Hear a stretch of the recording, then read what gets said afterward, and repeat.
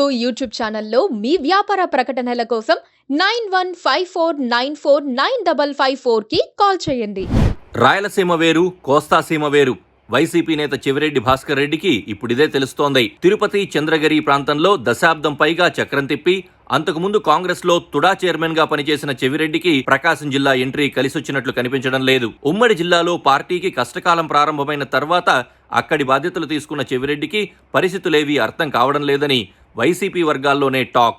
మేమున్నాము అని అన్నీ చూసుకుంటాము అని చెప్పి ముగ్గులోకి దించిన తర్వాత కొందరు సీనియర్ నేతలు మొహం చాటేయడంతో చెవిరెడ్డికి దిక్కుతోచడం లేదు. ఫిబ్రవరి మొదటి వారంలో చెవిరెడ్డిని ఒంగోలు సమన్వయకర్తగా ప్రకటించారు.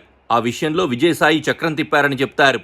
ఒంగోలు పార్టీ వ్యవహారాలు చూసుకునేందుకు బాలినేని శ్రీనివాసరెడ్డి ఒప్పుకోకపోవడంతో బ్రతిమాలి ప్రయోజనం లేదనుకుని నేరుగా రాయలసీమ నుంచి చెవిరెడ్డిని రంగంలోకి దించారు. మాగుండ శ్రీనివాసులు రెడ్డికి లోక్సభ టికెట్ ఇవ్వకూడదని నిర్ణయించుకున్న తర్వాత ఇకంతా చెవిరెడ్డి మయమేననుకున్నారు. అయితే చెవిరెడ్డి తొలుత మనస్ఫూర్తిగా ఒంగోలు రాలేదని, జగన్పై ఉన్న గౌరవంతో తప్పక వచ్చారని చెప్తుండేవారు. ఆ నియోజకవర్గం పరిధిలో రెడ్డి సామాజిక వర్గానికి ఎంత ప్రాధాన్యముందో కమ్మ కులానికి కూడా అదే రేంజ్లో ఫాలోయింగ్ ఉంది. గెలుపు అంత సులభం కాదని చెవిరెడ్డి అర్థం చేసుకున్నారు. పైగా ఆయనకు ఇన్ఛార్జ్ ప్రకటించిన 1-2 రోజులకే ప్రకాశం జిల్లాలో అనేక చోట్ల చెవిరెడ్డి ఫ్లెక్సీలు చింపేశారు. ఆ పని వైసీపీ వాళ్లే చేశారని ఇంటెలిజెన్స్ రిపోర్ట్ రావడంతో చెవిరెడ్డికి ముచ్చెమటలు పట్టాయి. చెవిరెడ్డి స్థానికుడు కాకపోవడం, సాధారణంగానే వైసీపీకి జనంలో వ్యతిరేకత పెరగడంతో ఆయనకు ఉక్కపోత తప్పలేదు.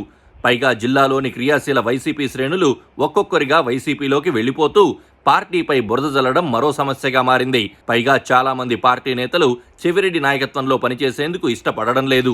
తమకు బాలినేని మాత్రమే నాయకుడంటూ ప్రకటనలిస్తున్నారు. ఎలా నెగ్గుకు రావాలో చెవిరెడ్డికి అర్థం కావడం లేదు. అధిష్టానం ఆశీస్సులతో ఒంగోలు ఎంపీగా గెలవాలనుకుంటున్న ఆయనకు ఎదురుగాలి మొదలైంది. ఆయనకు ప్రయోజనకరంగా ఉంటుందిలే అనుకుని ఏరుకోరి తెచ్చుకున్న ఐపీఎస్ అధికారిపై తాజా ఎన్నికల సంఘం వేటు వేయడంతో చెవిరెడ్డి గొంతులో వెలక్కాయపడ్డట్లయింది. ఒంగోలు ఎస్పీగా ఉన్న పరమేశ్వర్ రెడ్డిని ఎన్నికల విధుల నుండి తప్పిస్తూ ఈసీ ఆదేశాలిచ్చింది. దీంతో చెవిరెడ్డి భాస్కర్ రెడ్డితో పాటు ప్రకాశం జిల్లా పరిధిలో ఉన్న 8 అసెంబ్లీ నియోజకవర్గాల్లో పోటీలో ఉన్న వైసీపీ అభ్యర్థులు డైలమాలో పడ్డారు. 2010లో గ్రూప్ ద్వారా పరమేశ్వర్ రెడ్డి డీఎస్పీ అయ్యారు. జగన్ సీఎం అయిన తర్వాత చీఫ్ సెక్యూరిటీ అధికారిగా పరమేశ్వర్ రెడ్డి పనిచేశారు. దీంతో జగన్ కుటుంబానికి దగ్గరైన పరమేశ్వర్ రెడ్డికి ఐపీఎస్ హోదా వచ్చిన వెంటనే తిరుపతి జిల్లా ఎస్పీగా బాధ్యతలు అప్పగించారు.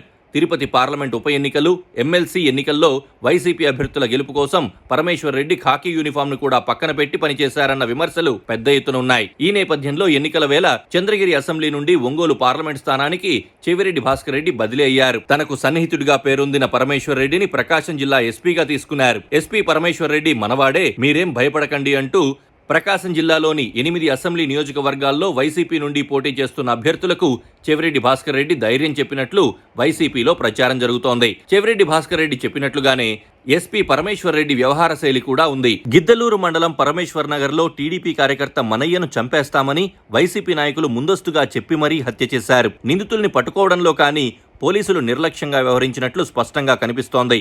దీంతో పాటు గత నెలలో చిలకలూరుపేట వద్ద ఎన్డీఏ కూటమి నిర్వహించిన బహిరంగ సభ వద్ద విధుల్లో ఉన్న ఎస్పీ పరమేశ్వర్ రెడ్డి సభకు వెళ్తున్న టీడీపీ, జనసేన, బీజేపీ కార్యకర్తలతో దురుసుగా ప్రవర్తించడంతో పాటు కొంతమందిపై స్వయంగా చేయి చేసుకున్నారు.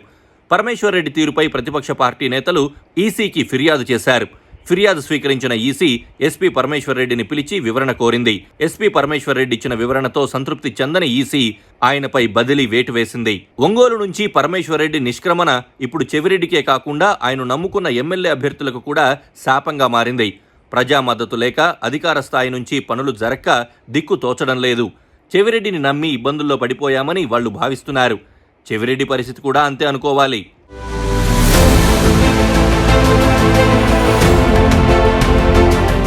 Please subscribe to KTV Telugu. KTV Telugu. KTV